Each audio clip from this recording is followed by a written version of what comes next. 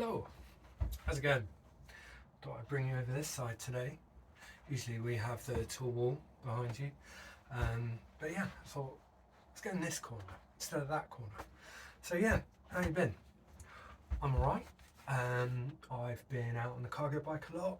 Hopefully you've seen that video that I've talked through all of the features of it. It's absolutely brilliant. I'm absolutely loving it.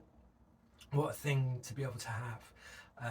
Yeah, it's just excellent. And what we're going to do today is just have a look at a few tools that have just arrived.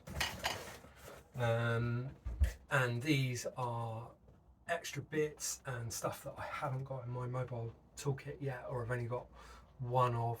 So I'm having to switch between them being in the shed here and then out on the bike as well. So I just thought we'd quickly go through these. Everyone loves some new tools. And unboxing. Is this an unboxing? I don't know. Like, sounds weird, doesn't it? So yeah, let's have a look at this, and then yeah, we'll probably do something soon. More tools, more bike stuff. Yeah, we'll see how we go. But let's have a look at this now, and yeah, we'll go from there. Okay, unboxing. So this stuff I have unboxed it already because I had some stuff come from different manufacturers. Largely it's Unior that's in here from Zyro Fisher. Shout out to Rob Tapner, my lovely rep, for getting all of this ready for me and getting it all sorted. If you don't know Rob, I'm sorry, because he's such a top guy and he does really well for me. He's a great person, good rep. He's in the right job, he's doing the right thing. So if you cross paths with him, yeah, say hello. He's a good chap. So let's go Unior. Go from there. So first thing, a pair of flush cut cutters. And if you are unfamiliar with flush cuts, they look ever so slightly different to side cuts. So side cuts have got this bevel on both sides, and then these ones are ground flat. So what that means is that when you're cutting things, you can cut them flush, hence the name.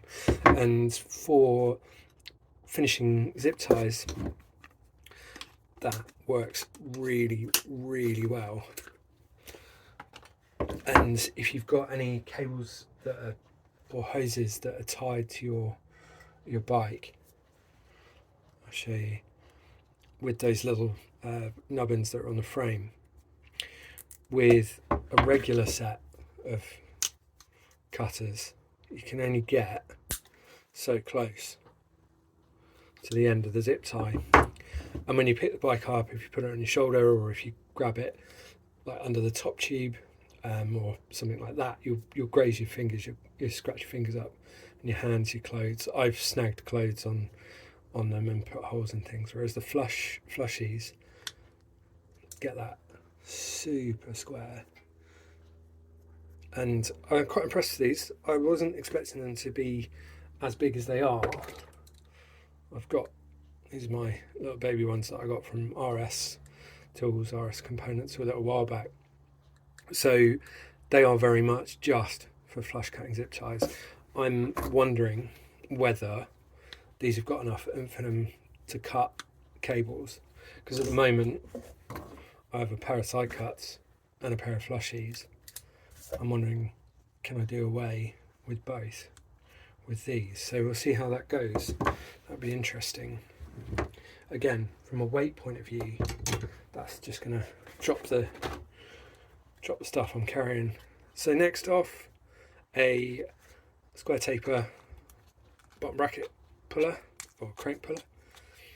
Don't see many of these apart from on e-bikes for the most part.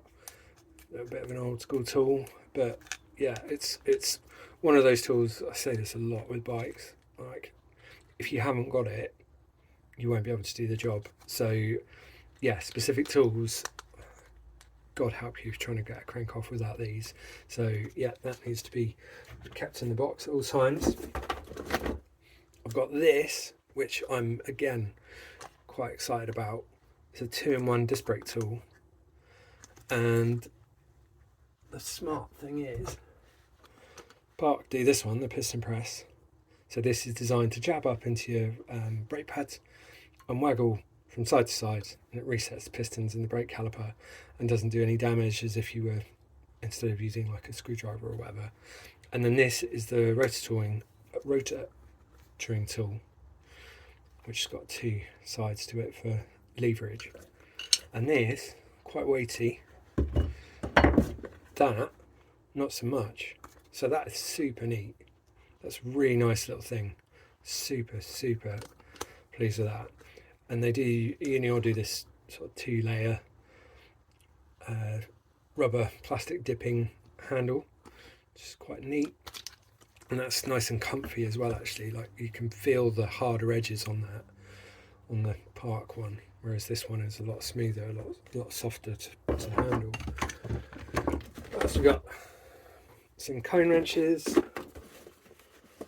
for largely loose ball bearing hubs. We'll use cone wrenches, but also seal bearing hubs. Some of the Hunt wheels, some of the Bontrager's, and obviously Shimano as well, all use cone wrenches. They're narrow spanners basically, so they are used to tighten and loosen the lock nuts and the cones of a hub. So I kind of was wanting 2-in-1s, but then also having them individually makes them a little bit more usable, and they've got the dipped handles again, which feel good. Freewheel tool for 5-speed freewheels. Again, not something that's on all your high-end bikes, but yeah, another specific tool that you can't do anything unless you've got. So that needs to go in the kit as well. Set of picks, seals and whatnot, and yeah, I've got some snap-on ones which will probably go into my toolbox for the bike because they're just a little bit smaller. So these ones will stay in the workshop. Bag's broken.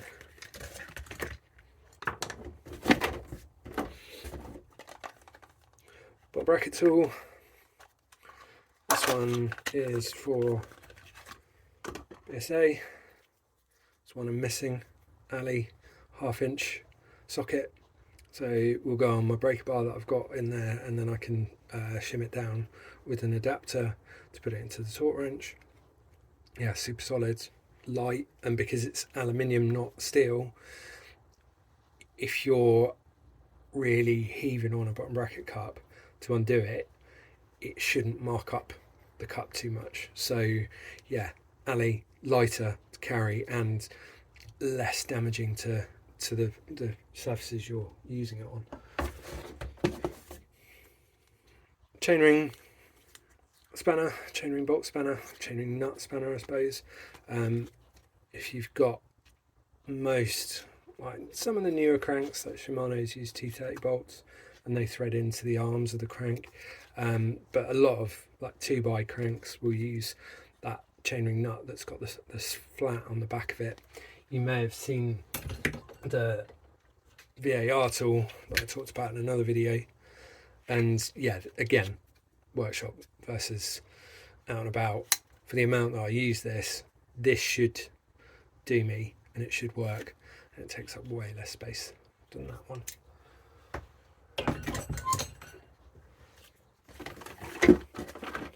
Chain checker, again, quite sweet, small little size, almost, what's that, it's a third of the size of the Park one, so lighter, takes up less space. And then just a couple of missing keys that I've needed to replace. So T25 Torx and a 6mm hex. And these are very similar to the Park ones in design. I've said how much I like the Park ones just because they fit my hand nicely and I'm really familiar with them. But yeah, I was getting a bunch of the Unior stuff, So I thought, let's give these a go. And actually this one, unlike the Parks, doesn't have a ball end on it. There is an option for ball end, but like I find as I'm getting smarter and more experienced, using the ball end less and less on modern bikes. It's not so necessary, but a nice long hex key with a square edge, which is what I've ground a lot of my Park keys down to. Yeah, they're more practical. So, and then the Torx is just, yeah, Torx on both ends. That's the Unior. Little re-up from Knipex, and these are cable cutters. I think they might be cable shears technically. I think that's what Knipex refers to them as. And there's a thing with gear and brake cable in bikes, and one cutter will cut one and it won't cut the other. I'm just moving away so I can give you an idea of the difference between the two. It's kind of interesting if you're not familiar with it, just to see the difference between the two. And it's down to how the cable compresses and moves through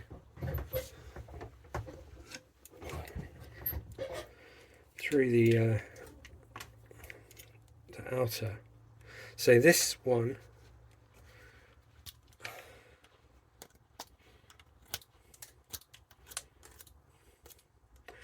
is, once we strip this back,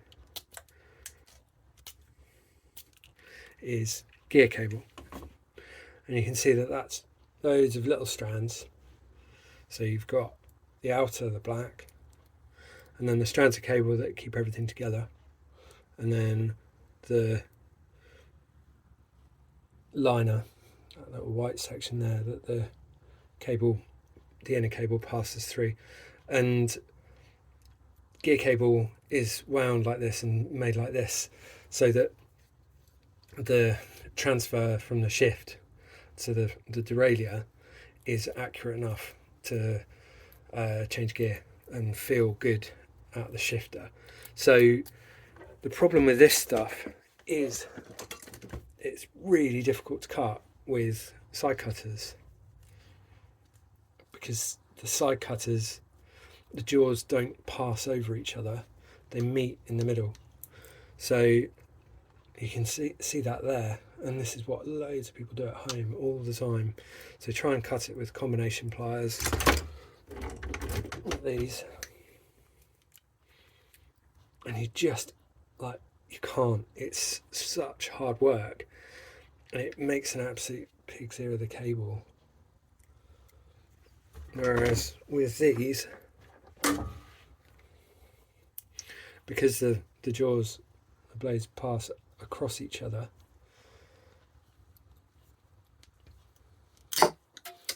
that just gives you such a crisp cut.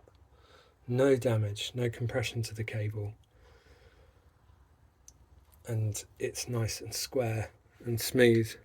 So that's how these work. These are absolutely brilliant. If you're going to do anything with bikes, get Knipex if you can, but just get some cutters that cross over each other like that.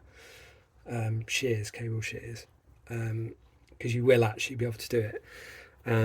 I've had people in the past who've come in very sheepishly into shops I've worked in, and they've marked all their cables down and asked the workshop to cut them for them, because they know that they can't cut them with their pliers at home. And fair play for having a go, but like, put your hand in your pocket and get some. It's an awkward interaction to have with someone when they come in and ask things like that. It's a bit weird. Don't be that guy. Don't cheap out. It's just not worth doing. So then we have this, which is brake outer, and brake outer is a little bit more flexible, so it will conform to frames and tighter bends, of cabling without compressing and without binding, so the the brake cable, sorry, can move freely. So that's why you have those different types. And under this, you can see that it's one coil of wire that's been wound all the way around the sleeve that's inside there, and the shears will cut this, but you can see just as I start to clamp that up to cut it, it's kind of all goes a bit squiffy and a bit wrong. So, and that's because that cable is being pulled through with the passage of the blades of the cutters. So with your side cuts, you don't get so much distortion, and it cuts nicely. And then with the side cuts as well, you'll find a lot of the time you roll over that last bit of cable, and you can just neaten that up with the cable, the cutters, the side cuts. And then I just use side cuts for all my inner cable cutting as well, because they'll do it really happily, and it preserves your shears, because these tend to be more expensive, and yeah, they again, they don't kind of cut as nicely, in my opinion. So yeah, it's really worth having two.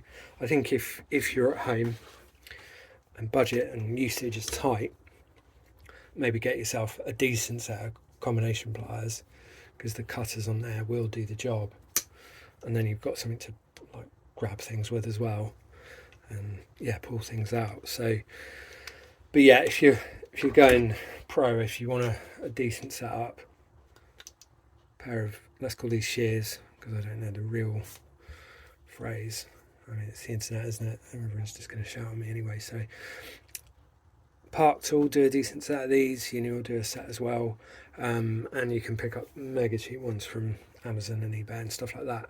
They're not going to last as long. They're going to loosen up. You won't be able to service them. My older ones of these that I've got somewhere, I've sharpened the blades and cleaned up the blades, and they're still working really well. Knipex stuff is so solid.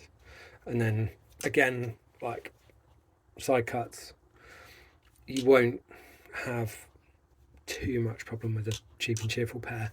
If you're going to go for cheap ones, maybe try and go for a longer handle, so you get more leverage, and the teeth, the blades are probably going to be a little bit stronger, so you'll have more chance in getting the leverage you need to cut the cable. So yeah, Knipex. Park do some cutters as well that are side cuts that are good.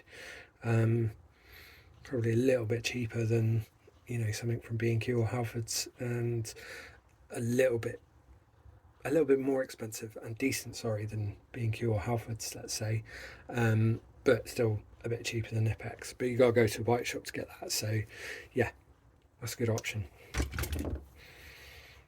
That's the lesson on cables. You didn't think you were going to get that today, did you?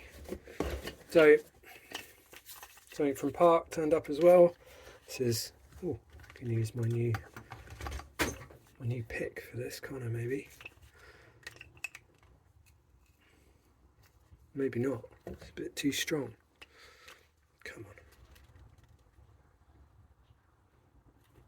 on. I like these tubes that Park Tool do for their tools. It's nice to have a little less plastic, something a little bit plainer. And I mean, these handy little tubes, you can send things in them, you can keep things, you could stick some together for zip ties and spokes and stuff. Yeah, loads of things. Anyway, dummy pedal tool. This is really handy if you're in a shop and you're doing a lot of PDIing of bikes. So PDI is pre-delivery inspection. All bikes come into bike shops partially assembled, and they need to be finessed, fine-tuned and checked. So, and higher end bikes won't come with pedals in the box, so this sort of slots in to the hole for the pedal in the crank arm, and then you can turn the cranks to run through the gears and check everything works. Park Tool have had this in their range for quite a while. I did pull out. Where's that gone? My original one that I've got, which is, here we go. A colour difference in the blue there. And you can also see that this is just so worn down from the usage that it's had over the years.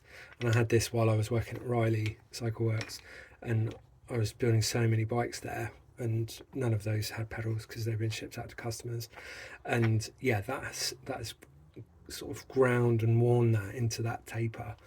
This would have started life square like this one, and yeah, it's ended up like that. So, but it still works. You know, it is just something to just hold the crank steady, so you can turn through the pedals.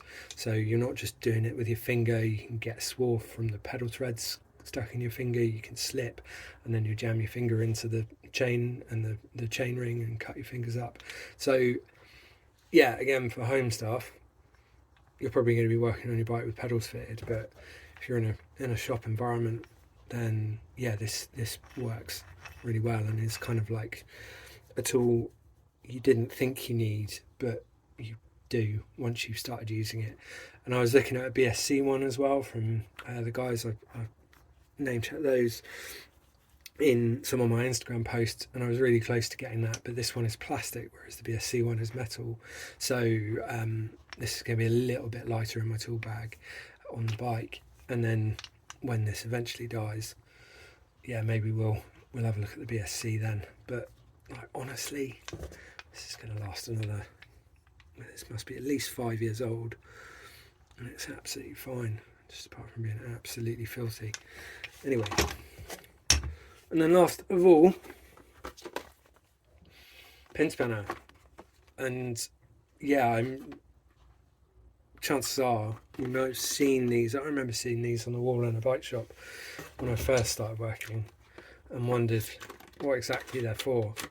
And I don't have a bottom bracket or a hub that's got them pin spanner holes on it for me to explain to you, but basically it's a way Mavic hubs, they use a similar thing. So you have a threaded collar with, hang on,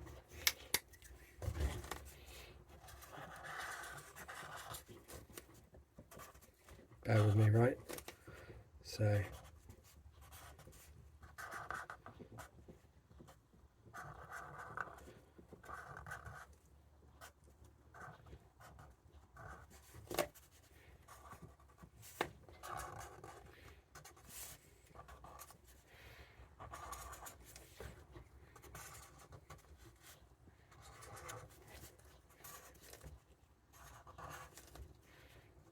oh, look at that. That's absolutely brilliant. It's engineering. I'm not even charging you guys for this. So it's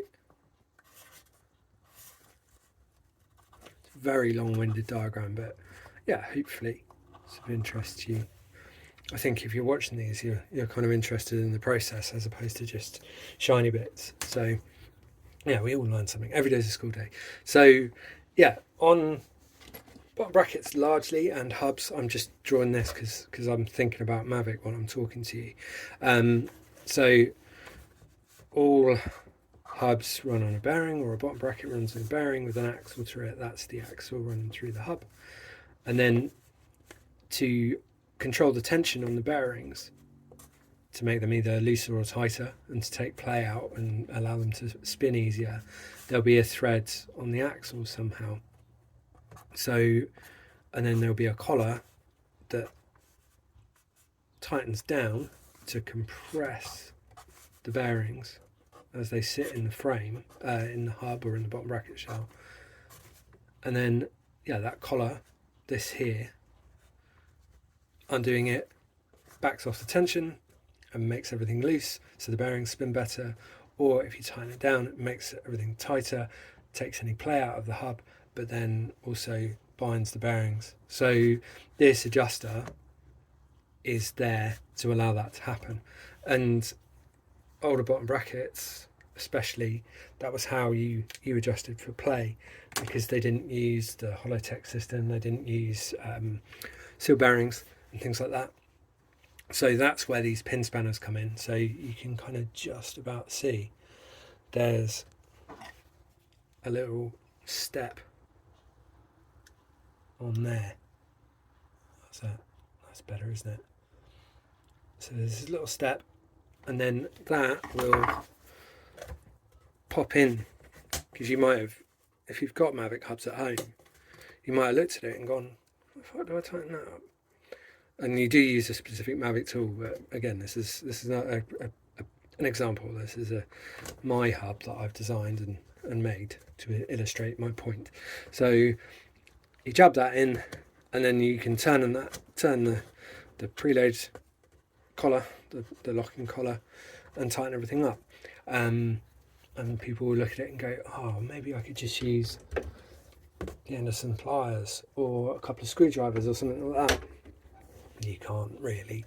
So, and what helps this is the fact that this is, because this is quite strong but sort of springy steel, as you pop these into the surface that they sit in, the tension, and you can see that the tension in the spanner pulls them out and stops them from slipping. So you can see that that's just staying in place there. So yeah, pin spanners, they're kind of, I really didn't realise how much you kind of reach for these. I have seen people use them for noodles as well, actually, just about, little kind of chopsticky affair. So yeah, for adjusting like bearings and things like that, but then also for just holding things, they're super handy. Maybe I'll show you in a video. If you're doing a set of bar tape, you reach to get your scissors or your tape, you've wrapped up your bar tape, and then you reach over because the scissors are just a bit too far away, the phone rings, something like that. If you've got these lying around, you can jab them onto the bar and hold the tape in place to stop it spinning out and unraveling. So yeah, like for me, I kind of, I don't know, maybe it's more of a comfort thing. I probably don't use them as much as I think, but yeah, they're mega handy to have, really inexpensive. And yeah, I mean, the set I've got here in my shed, I wouldn't need another set if I wasn't doing the mobile stuff, because I mean, it's just two little bits of metal, isn't it? It's not going to wear out. So yeah, there we go.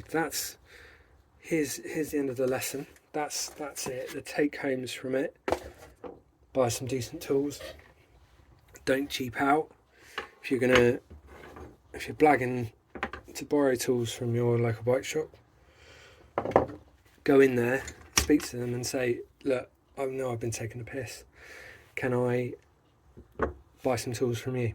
And they'll probably go, yeah, that'd be really kind of you. We'd love to help you out. And if they can't help you out, then I can. Give me a shout. I can order up any of the things you've seen here and get them shipped out to you. You can come down to the shed and pick them up, like I say in all my videos. Unior, I'll keep you posted on that. I've got some Unior bits that I've had for a long time, and I reckon it's going to be good with these guys. I don't foresee any problems. So if you've got anything you've got your eye on within their range, yeah, give me a shout. We can talk about that.